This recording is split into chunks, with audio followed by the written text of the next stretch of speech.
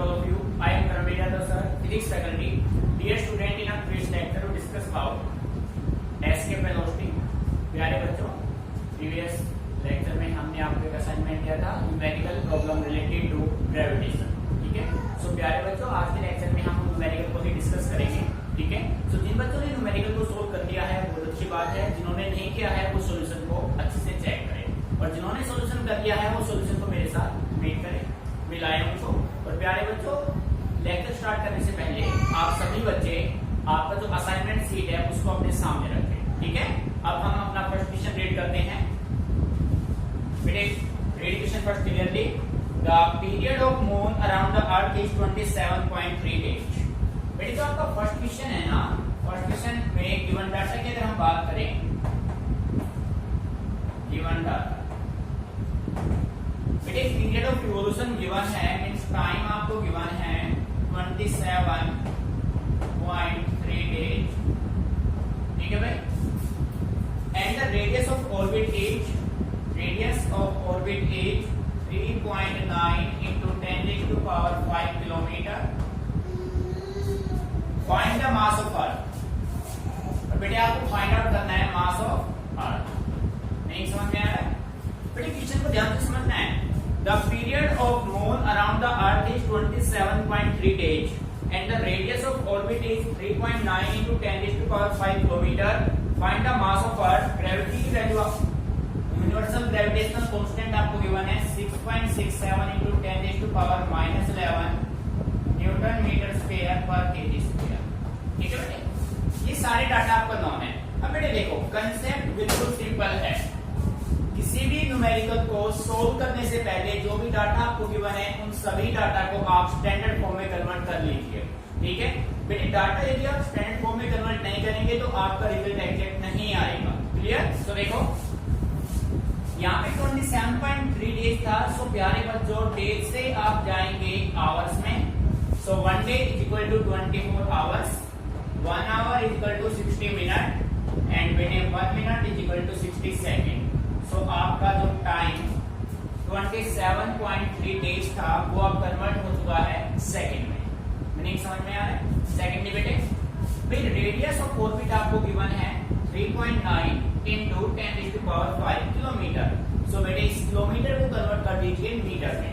As we know that 3.9 into 10⁵. बेटे kilometre से metre में जाएंगे तो कितना हो जाएगा? 10⁸ क्या हो जाएगा? मीटर. बेटे जैसा कि आप जानते हैं 1 किलोमीटर इज इक्वल टू 10⁻³ क्या होंगे? मीटर होंगे. क्लियर. अब देखो भाई, बेटे आपको यहां से फाइंड आउट करना है मास ऑफ अर्थ. क्लियर. और यूनिवर्सल ग्रेविटेशनल कांस्टेंट की वैल्यू आपको यहां पे गिवन. ठीक है. देखो बेटे, बेटे यहां पे क्लियर. एक बार गिवन डाटा को ऑब्जर्व कर लीजिए अच्छे से.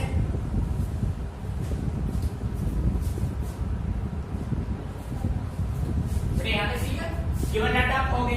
अब देखो न्यूमेरिकल में आपको फाइंड आउट करना है मास ऑफ अर्थ. बेटे टाइम पीरियड गिवन है, रेडियस गिवन है, ग्रेविटेशनल कांस्टेंट की वैल्यू गिवन है. ठीक है. अब देखो बेटे, जैसा कि आप सभी जानते हैं टाइम पीरियड का रिलेशन आपने स्टडी किया था. And we know that T square equal to 4 ठीक है. टी स्क्वायर क्या था? 4 r cube divided by gm. बेटे ये रिजल्ट था ना आपका. अब हमें यहां से फाइंड आउट करना है मास. सो बेटे आप इसको ऐसे राइट कीजिए. Mass is equal to 4 r cube divided by gt square. ठीक है बेटे, सभी की वैल्यू पुट कर दीजिए. m is equal to 4 into 3.14 का स्क्वायर, r का क्यूब. तो बेटे r प्लस क्या है? 3.9 10⁸ और इसका cube divided bye g 6.67 10⁻⁻11 t square. तो बेटे t की वैल्यू क्या है? 27.3 24 into 60 into 60. तो बेटे उसका क्या करना है? उसका स्क्वायर करना है. ठीक है. जब आप इन सभी डाटा को सोल्व करेंगे ना, तो प्यारे बच्चों आपका रिजल्ट होगा 6.3 into 10⁻24 kg. ये आपका होगा रिजल्ट. ठीक है.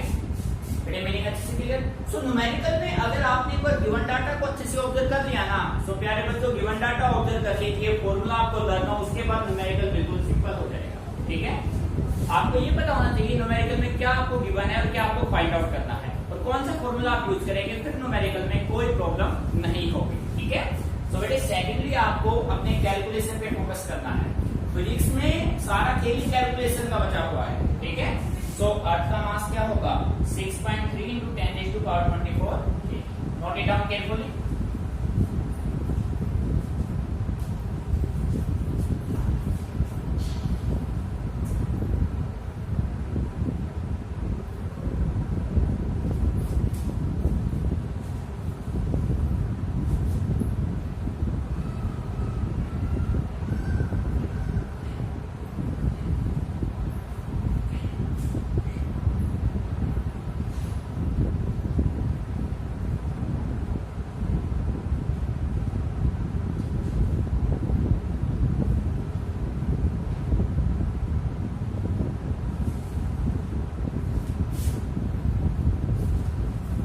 मीनिंग यहाँ तक किसी क्लियर?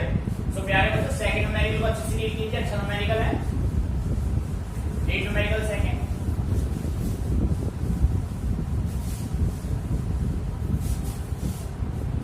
देखो बेटे सेकंड न्यूमेरिकल है, show that moon will depart forever if its speed were increase by 42%। बेटे मून जो सैटेलाइट है अर्थ का, मून कंटिन्यूअसली अर्थ के चारों रिवॉल्व कर रहा है, मून रिवॉल्व अराउंड द अर्थ।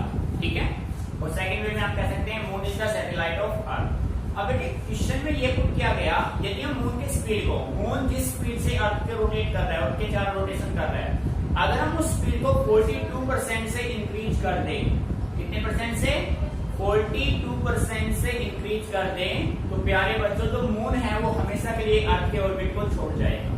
बात समझ में आ रही है बेटे? जब कोई भी सैटेलाइट ऑर्बिटिंग करता है किसी प्लेनेट के अराउंड, तो उस वेलोसिटी का नाम होता है ऑर्बिटल वेलोसिटी। और जब कोई भी सैटेलाइट अर्थ के ऑर्बिट को एस्केप करता है, जिस वेलोसिटी से एस्केप करेगा that velocity is said to be escape velocity. ठीक है, सो बेटे गिवन डाटा की हम बात करें तो आप ये कह सकते हैं increase in speed, increase in speed कितना है बेटे 42% है, 42% है ना भाई। अब देखो मून विल डिपार्ट फॉरएवर, हमेशा के लिए डिपार्ट कर जाएगा। कब कर जाएगा भाई? जब escape speed of moon around the earth becomes equal to the orbital speed. ठीक है, देखो बेटे इस पॉइंट पे ध्यान देना, मोस्ट इंपोर्टेंट पॉइंट है। Moon will depart forever, moon will depart forever if the orbital velocity VO around Earth becomes equal to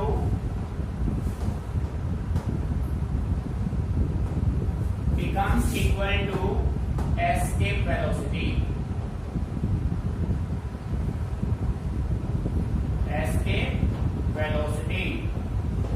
v। बड़े मीनिंग समझ में आ रहा है भाई? कोई भी सैटेलाइट किसी प्लेनेट के अराउंड जिस वेलोसिटी से ऑर्बिट कर रहा है, उस वेलोसिटी का नाम होता है ऑर्बिटल वेलोसिटी। और जिस वेलोसिटी से कोई भी सैटेलाइट अर्थ के ऑर्बिट को एस्केप करेगा that is said to be escape velocity. So प्यारे बच्चों हम यहां से कह सकते हैं इंक्रीज इन स्पीड इसके बराबर होगा भाई v escape minus v orbital divided by v orbital. बेटे ये होगा increase in speed equal to v escape minus v orbital by v orbital. अब देखो बेटे जैसा कि आप सभी जानते हैं हम ऑर्बिटल और एस्केप दोनों के डेरिवेशन अच्छे से क्लियर कर चुके हैं। तो देखो but v escape is equal to √2gr and v orbital is equal to √gr। ठीक है बेटे, दोनों वैल्यू को आप पुट कीजिए। इंक्रीज इन स्पीड कितना परसेंट इंक्रीज है 42%, 42%। वी एस्केप की वैल्यू अपने पास क्या होगी भाई, √2gr minus √gr divided by क्या होगा, √gr। बेटे जब आप इसको सोल्व करेंगे ना तो सोल्व होके क्या जाएगा, 1 आ जाएगा भाई। 2gr में से 1gr जाएगा, √gr दोनों कैंसिल आउट हो जाएंगे, 1 बचेगा। सो इसका मतलब बेटे इंक्रीज इन स्पीड अपना फाइनल आंसर क्या होगा, that is equal to 42%।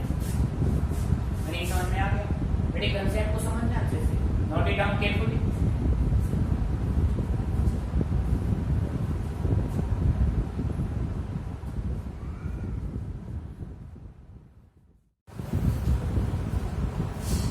Question 3 को अच्छे से रीड कीजिए। क्वेश्चन जो 3 है ना आपका, काफी इंपोर्टेंट क्वेश्चन है, आपके कंप्लीट कंसेप्ट को क्लियर करेगा। बेटे क्वेश्चन नंबर 3 आपसे कहता है why there is no atmosphere on the surface of moon. Why there is no atmosphere on the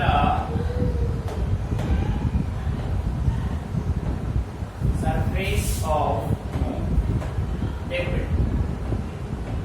बेटे जो मून का सरफेस है ना, मून के सरफेस पे कोई भी एटमॉस्फेयर नहीं है। क्यों नहीं है? अब जैसा कि आप सभी जानते हैं एटमॉस्फेयर बनता किससे है बेटे, एटमॉस्फेयर बेसिकली बनता है गैसेस से, ठीक है। अब देखो भाई अपना जो कंप्लीट ग्रेविटेशन है वो ग्रेविटी की बात कर रहा है, ठीक है।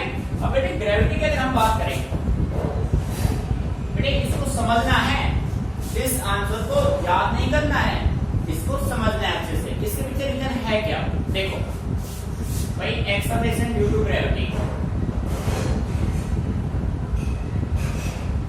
एक्सेलरेशन ड्यू टू ग्रेविटी अपना होता है g। तो g बेटे अर्थ पे क्या होता है, अर्थ के सरफेस पे g की वैल्यू होती है 9.8 मीटर पर सेकंड, ठीक है। एक्सेलरेशन ड्यू टू ग्रेविटी की वैल्यू अर्थ के सरफेस पे 9.8 मीटर पर सेकंड, ठीक है। और बेटे एस्केप स्पीड की अगर मैं बात करूं, एस्केप स्पीड ve अर्थ के सरफेस पे हम बात करें तो आपने कैलकुलेट किया था, रिजल्ट आपको मिला था 11.2 किलोमीटर पर सेकंड। बेटे ये रिजल्ट आपका आया था ना, ठीक है। अब देखो बेटे सेकेंडली हम बात करें मून के सरफेस पे, on the surface of moon the acceleration due to gravity becomes 1/6 of 9.8। भाई ग्रेविटी की वैल्यू जो अर्थ के सरफेस पे है ना उसका 1/6 हो जाएगा मून के सरफेस पे। तो प्यारे मतलब ये आपको मिलेगा 1.63 मीटर पर सेकंड स्क्वायर, ये आपको मिलेगा। बेटे आ रहा है नहीं समझ में, ठीक है ना। अब एक्सेलरेशन ड्यू टू ग्रेविटी की वैल्यू वेरी स्मॉल है as compare to on the surface of earth. बेटे आप यहाँ पे राइट करेंगे moon has no surface because the acceleration due to gravity on the surface of moon is very small as compare to the acceleration due to gravity on the surface of earth. जब बेटे acceleration due to gravity कम होगा तो जो escape speed होगा, escape speed जो moon पे होगा उसकी स्पीड आपको मिलेगा 2.5 किलोमीटर पर सेकंड, ठीक है। बेटे अपना जो एस्केप स्पीड है उसका फॉर्मूला था v = √2gr, means escape speed directly depend किस पे कर रहा है, एक्सेलरेशन ड्यू टू ग्रेविटी पे। मेरी समझ में आ रहा है। अब बेटे ग्रेविटी की वैल्यू मून के सरफेस पे 1.6 है, अर्थ के सरफेस पे 9.8 है, ठीक है। Escape speed on the surface of अर्थ पे क्या है 11.2 किलोमीटर पर second, on the surface of moon 2.5 kilometre पर सेकंड। अब आप ये कह सकते हैं the escape velocity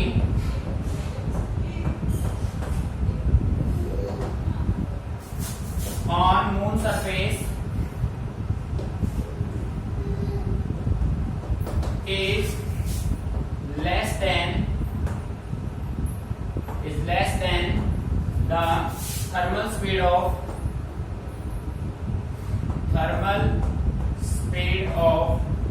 gas molecules। बड़े मीनिंग समझ में आ रहा है। बेटे मून के सरफेस पे जो गैस मॉलिक्यूल है उनका थर्मल स्पीड ग्रेटर है एस्केप स्पीड से, इसी वजह से अर्थ मून के सरफेस पे कोई एटमॉस्फेयर नहीं है। तो बेसिकली आप ऐसे राइट करेंगे the there is no atmosphere on the surface of moon because the acceleration due to gravity on the surface of moon is very small as compared to the acceleration due to gravity on the surface of earth. ठीक है.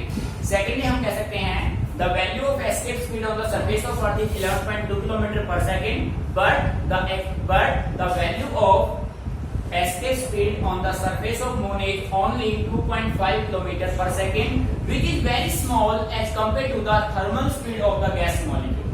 ठीक है. बेटे ये आपका होगा एक particular reason. ठीक है. इस तरीके से आपको इसको टैकल करना है, कंसेप्ट को समझना है इसको. ठीक है. Note it down.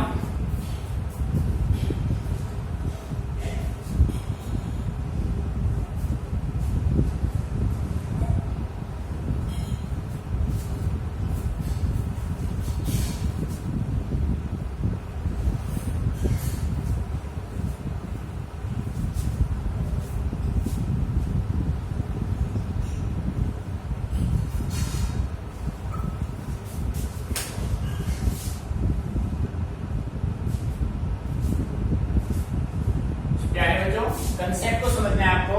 अब आप क्वेश्चन नंबर 4 को रीड कीजिए.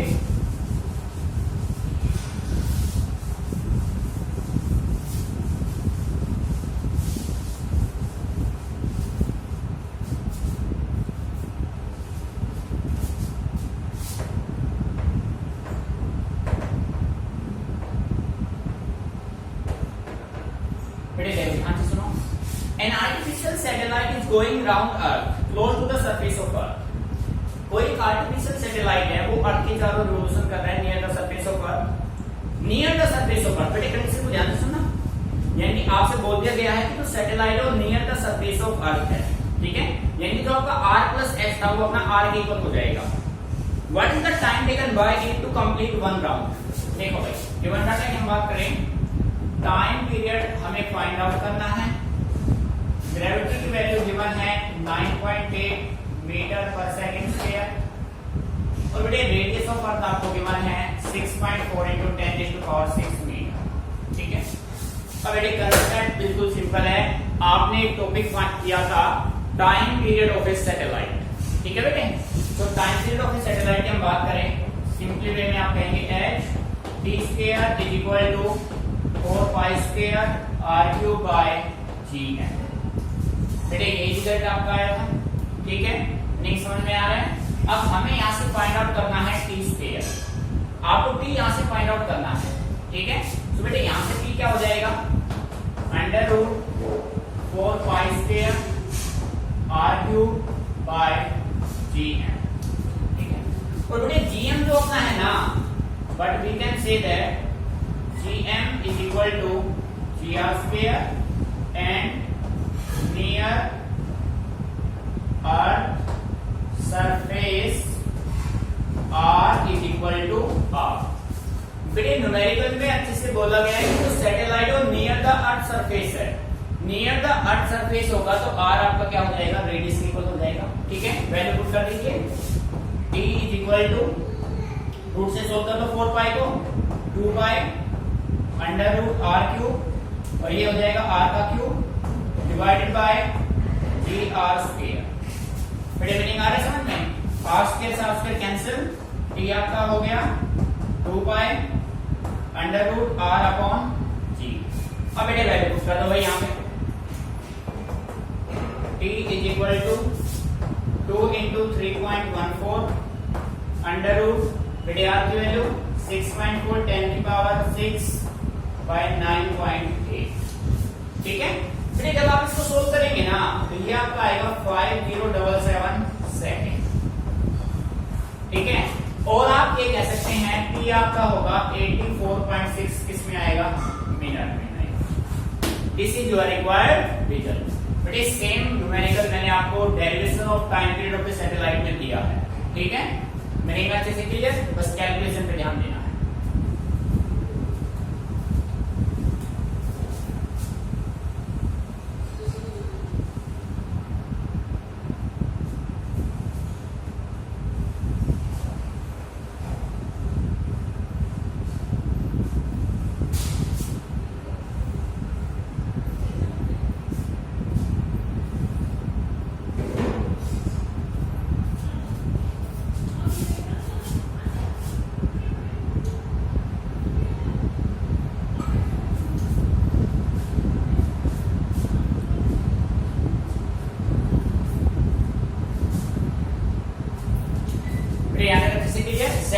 हो रहा है तो 5077 होगा, मिनट में 84.6 होगा। ठीक है, तो क्या है तो रीड क्वेश्चन 5 केयरफुली।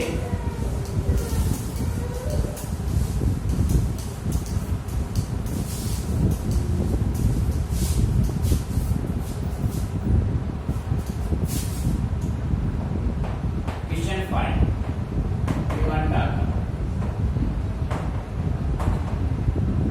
देखो भाई, ध्यान से सुनो बेटे। क्वेश्चन 5 में कह रहा है find the work done to bring 4 particle in of mass 100 gram from large distance to vertices of a sphere of side 20 centimeter. देखो बेटे, ये कंडीशन आपको ध्यान से समझना।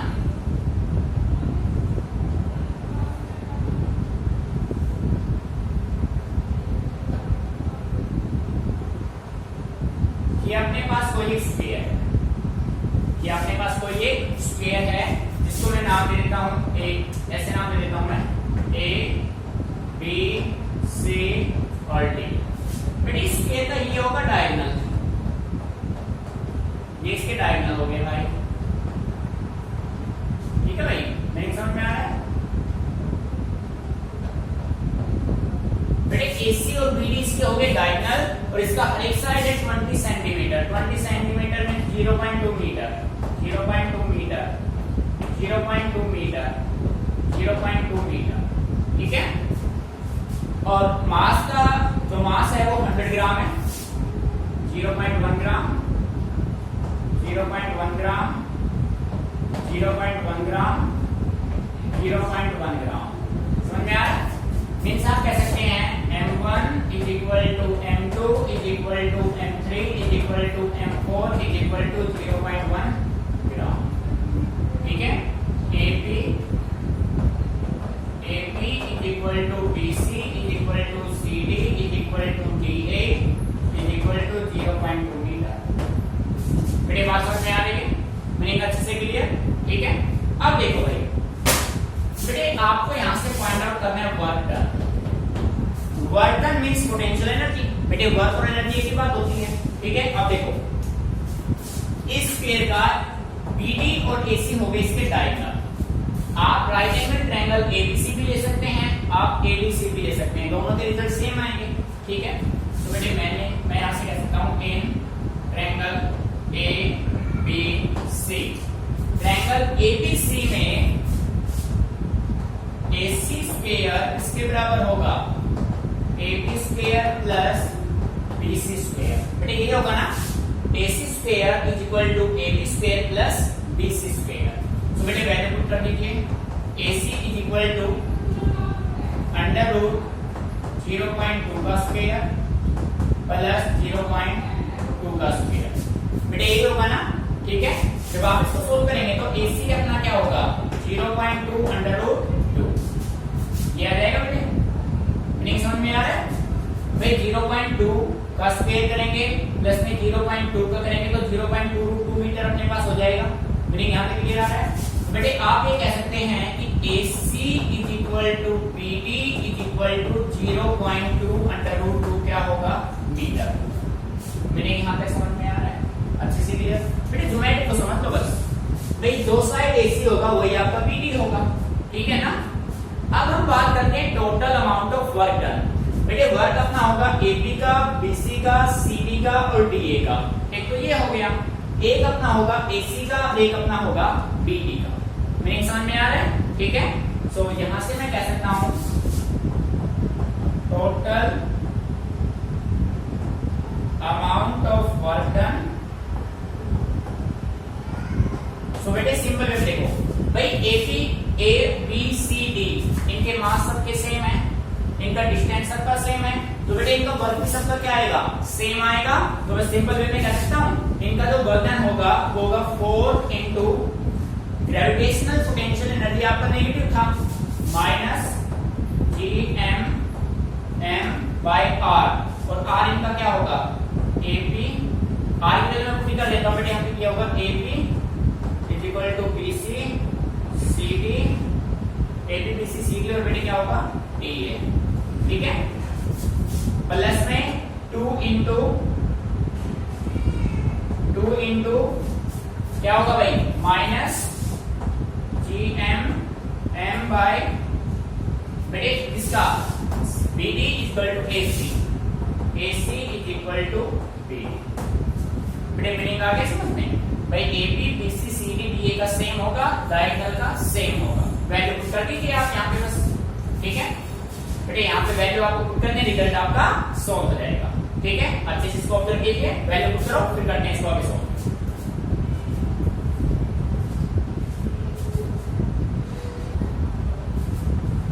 तो बेटे यहाँ तक किसी क्लियर? अब वैल्यू पुट कर दे भाई सभी की। तो देखो यहाँ पे रिजल्ट आप वैल्यू पुट करेंगे 4 इंटू माइनस 6.67 10⁻⁻11 मास A का होगा 0.1 सबके सेम है ना भाई। इसका इफेक्ट, इसका सभी के सेम है। डिवाइडेड बाय R, ये सारे किसके बराबर है? 0.1 plus 2 into minus 6.67 10⁻⁻11 into 0.1 into 0.1। और बेटे R की वैल्यू इसकी क्या है? 0.2 अंडर रूट 2, ठीक है बेटे। जब आप इसको सोल्व करेंगे ना तो आपका जो वर्णन आएगा वो आपको मिलेगा -1.47 इंटू 10⁻⁻11 प्लस माइनस माइनस हो जाएगा प्लस माइनस 0.33 इंटू 10⁻⁻11। बेटे जब आप इसको सोल्व करेंगे तो आपका आएगा -1.80 इंटू 10⁻⁻11 जूल। ये आपका होगा फाइनल रिजल्ट। सो बेटे कंडीशन को समझना है आपको, बस रिजल्ट अपने आप आ जाएगा, ठीक है।